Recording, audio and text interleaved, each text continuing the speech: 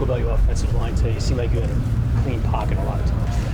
Yeah, I thought they did a good job. I think that's that defense has a good front. That's something that they, their aggression, their speed off the ball is something they emphasize and something they do really well. So, our offensive line did a great job handling it, communicating and protecting. So, they had a good camp and they were good today.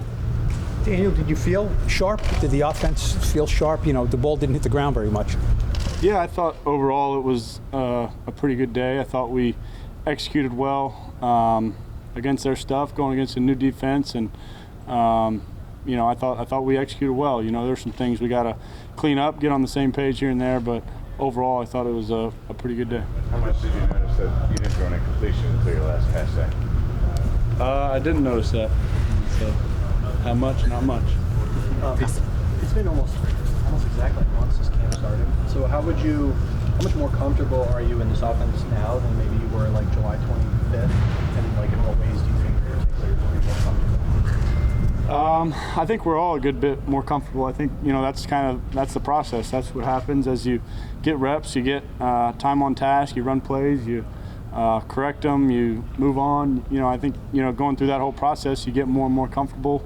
We're able to kind of get a feel for putting guys in different spots and what guys do best. And so I think we're all a good bit more comfortable. That being said, I think we got a good bit of work to do here before our first game in Nashville. So that's what we're focused on now, is continuing that process and getting more and more comfortable. But for you, is the biggest point of progress has been terminology knowledge with the scheme? Has it been just the flow of your reads, or how would you assess that?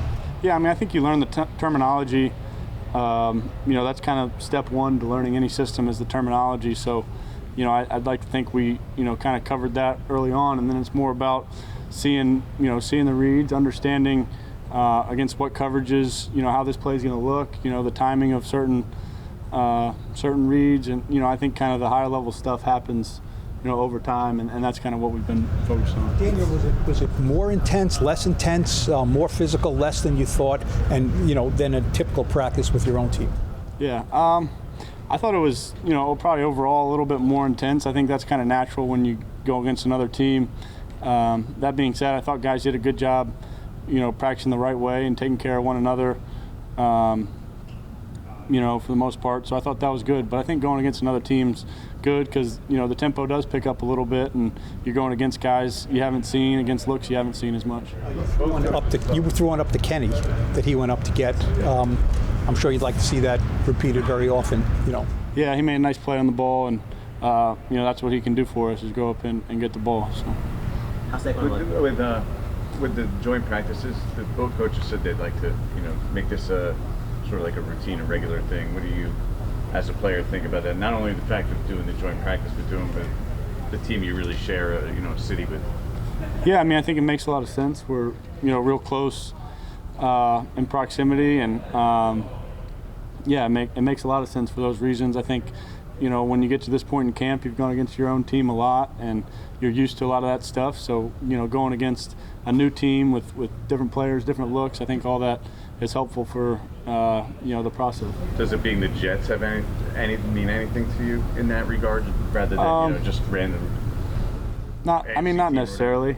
No, not necessarily. I think, obviously we share a stadium, share a city with them. So, you get to know some of those guys, but it's, like I said, I think guys did a good job of practicing the right way and taking care of one another. Is there a bit of a camaraderie between you and the Jets a little bit? You wouldn't necessarily see the Rangers and Islanders practicing during the preseason as comfortably, I guess you could say.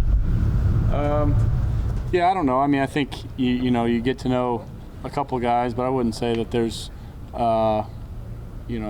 there's a great I don't think everyone knows everyone by any means, or there's a intense rivalry where a fight's going to break out every second. I don't think it's anything like that. But like I said, I think it was a healthy practice atmosphere, and guys took care of one another. Being on your third offense now in 4 years, just how are you handling learning the new offense, and is having to learn a new offense almost a new old hat for you? Like, you know how to do it at this point? I think I do have some experience with it now, so that's helped kind of in the process and learning it. But I think the toughest part is it takes time. It takes the reps. It takes practice. It takes meetings. Having the conversations, correcting things, getting on the same page, moving guys around. All that takes time. There's a process to it. So that's what we've been doing, and I think we've done a good job up to this point. And like I said, the next couple weeks are important for us before we kick off in Nashville. Daniel, what have you learned about number 13, David Sills? 1 second. On Saquon, I think he's looking good. I think he's played really well. I think you see, his explosiveness, his ability to make plays in the run game and the pass game.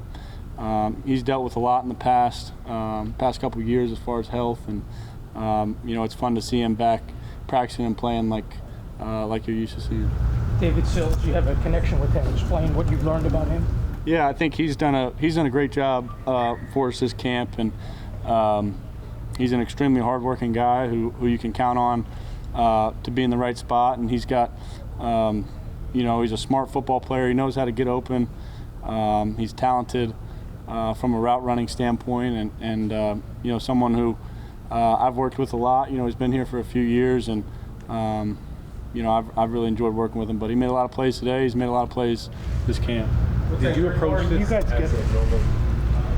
this as a normal practice, or did you also want to raise your intensity because of the environment you just described? I think my approach was fairly similar. I think you prepare a little more for their looks, so there's some level of preparation and film study that goes into that. But as far as my preparation or my approach or my intensity level, I think it was very similar to how I approach any practice or game. What were your? Go ahead, Art. Go ahead, Art. Okay.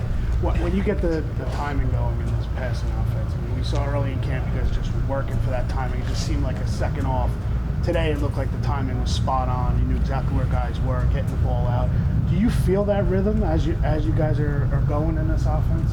I think so. Yeah, I think it always helps early on, and a drive or a period of practice, getting a couple completions and feeling the rhythm. Kind of get going. And I thought we did that well today. And I think this offense is largely predicated on that timing and knowing where and when guys are going to be open, and getting off reads in time to get the ball to someone else. So I thought we did a good job with that, and like I said, I think we're all getting more comfortable. Is there any early opinions about their number one draft pick, Sauce Gardner, the corner? I think you see his size and length and talent level. You can see that pretty easily. I think we didn't go against him a ton, but he looks like a good player, and